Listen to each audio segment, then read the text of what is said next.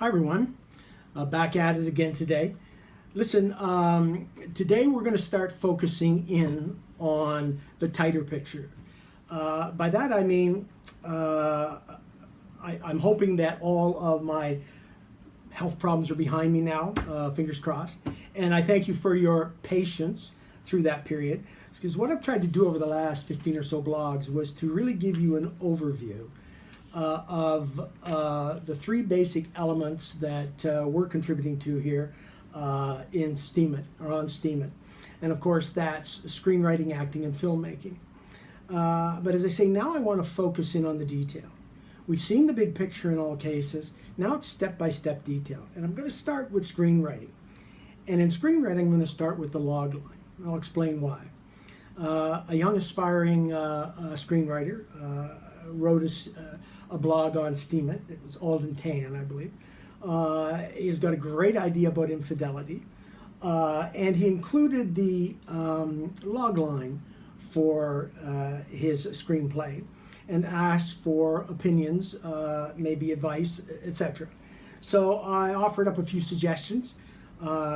Also asked him to give me a call if he wished, and we could talk about it further. And the reason I thought it was a good place to start is because, you know what? You need a log line before you do anything else in a screenplay. Before you write one word, you've got to have your log line. A log line is capsulization of your story, but it's got to have a certain number of components to it to make it effective, okay? It's just not a jumble of words. It's a lot more than that. So I figured maybe the best way to get this point across is to put my own ass on the line and deliver to you what is the log line for Stoker's Furnace. As you know, we're going to do everything we can to actually release Stoker's Furnace as a full feature film on Steemit and with Steemit's help. So no place like starting at the crux of it all. So I'm going to read to you the actual log line that we have for Stoker's Furnace. Commented on it if you will. I appreciate it very much. I'll reply to every one of your inquiries. So let's start by reading to you. Here we go. With the overdose death of the son he abandoned at birth, a despised, closeted, and washed-up rocker, desperate for one last hit, is forced to travel home to dispose of the failing family bar, the Stoker's Furnace, only to discover his estranged teenage grandson, who he's never met, is a budding singer-songwriter. Well, it's probably a little longer than it should be, and I may eventually cut it back a bit, because the log line is going to be the pitch line for you if you are going to be trying to sell your screenplay. So it needs to be concise. In this instance, I've tried to use a number of objectives, or adjectives I should say, that are going to try to convey the complexity of the screenplay, but in its most simplest forms. Okay, so now, what does that jumble of words have to include, shall we say, to make it a good logline? Well, the first thing it has to include is a suggestion of irony. Irony is going to be the most important element of your log line for your screenplay. In this case, the irony is very clear. You've got a guy who abandoned his son at birth. He's gay, so you can imagine maybe what was going on there. And he's estranged from that son, as well as completely estranged from the grandson, in other words, the son of his son. But ironically, that estrangement is going to be the barrier between the principles, in this case, the rock, excuse me, the one-hit rock star, and his ultimate goal to have one last hit. And guess who it looks like it's got to be through? The son of the son he abandoned. What irony, what more irony could you have? And a son that he completely avoided, as well as completely avoided the grandson. So here's the ultimate irony. He abandoned his son, and now he needs the grandson he's never met.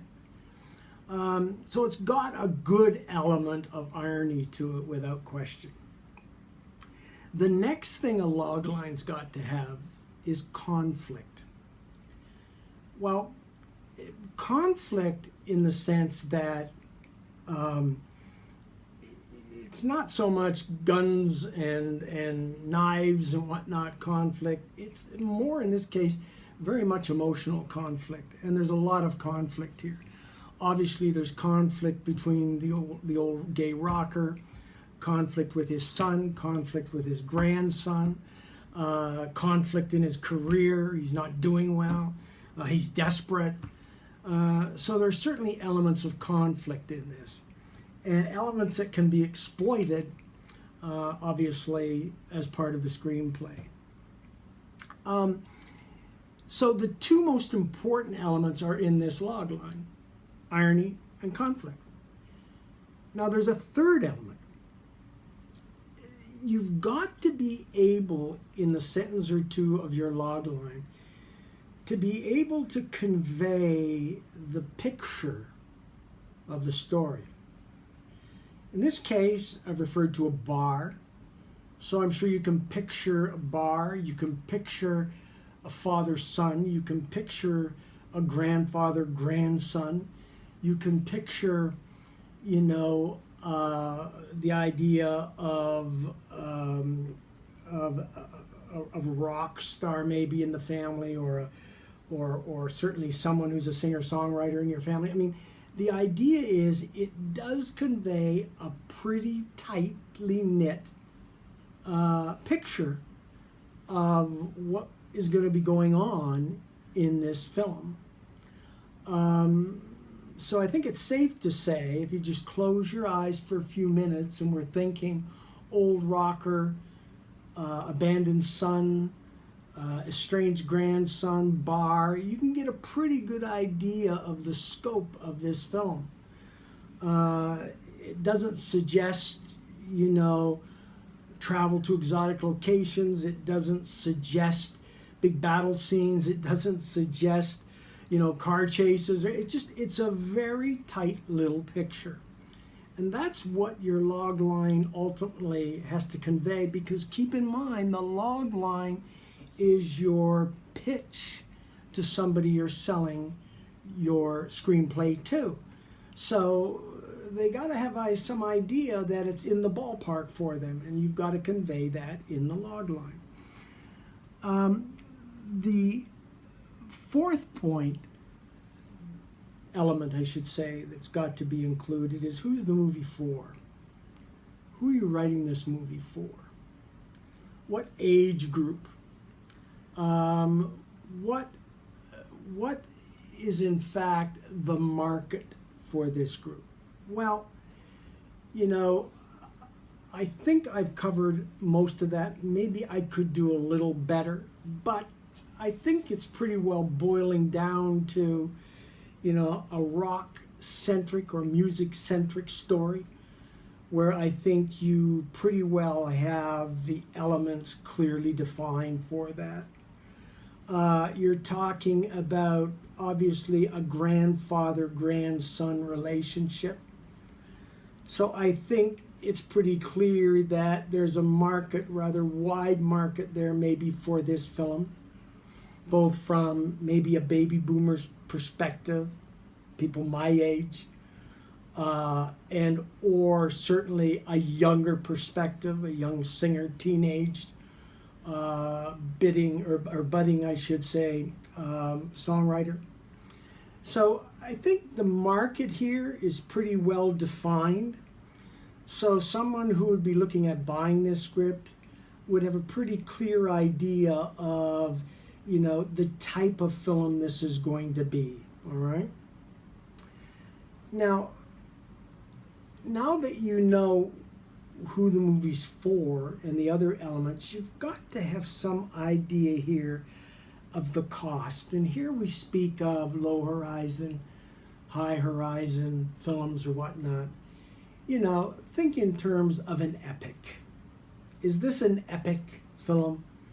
You know, is this a film, huge budget or whatever, epic film? No. This is evidently a small, intimate film, and therefore you've got a pretty good idea of what the budget might be. It's a small budget film, probably somewhere in the vicinity of $250,000 to $500,000 would be a good budget for this film. It could probably be done for even less, but $250,000 to $500,000 would be a good budget for this, and you could expect it to be done well. And from that point of view, it would probably be a union film as well, not a non-union film, because one of the most important parts of this film is going to be obviously the characters. This is an actor's film. This will be much like Moonlight was an actor. Oh God, I don't want to compare this to Moonlight. Moonlight's out in the world of its own. But Moonlight is an actor's film. Oh my God, that was driven by some great ensemble acting. I just can't say enough about that film. But anyway, so we see in this case that it's probably not going to cost a lot. But keep in mind in filmmaking, funny story, is you don't look at a film and say, you know, how much am I going to need to make this? You're selling a log line. And the idea is to get as much cash as you possibly can to make the film. So the budget is married to the cash. You don't do the budget and then find the cash.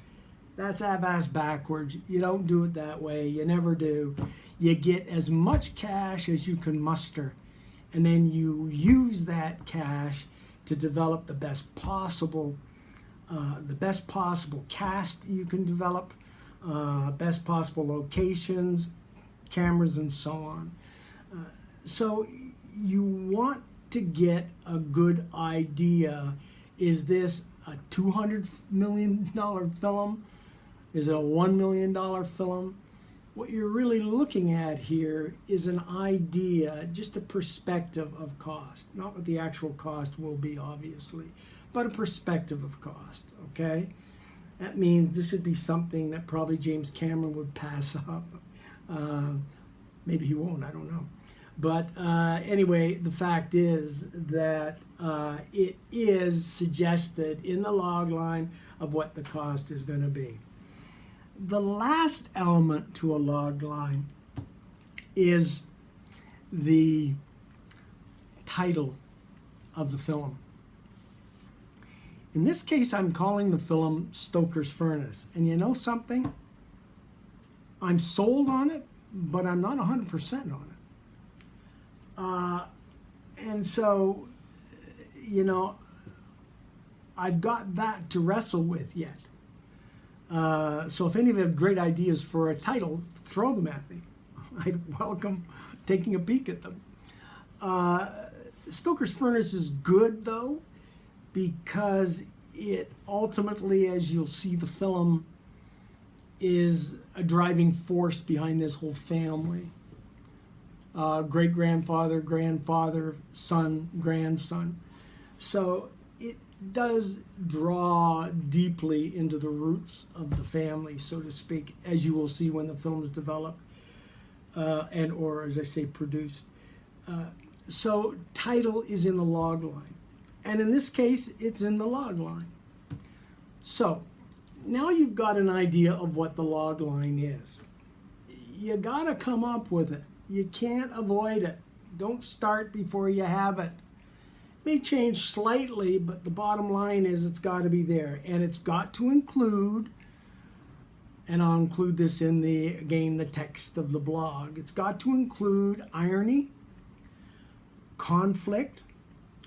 It's got to give you an idea or picture of what the whole story is. It's got to indicate who the movie's for. It's got to indicate the cost, and it should include the title. All right? So read that over. And as I say, any questions, fire them off, and I'll answer any question you might have. So until the next step in the screenwriting story, wish you the best. Hope you're having a good day. Take care. Bye-bye.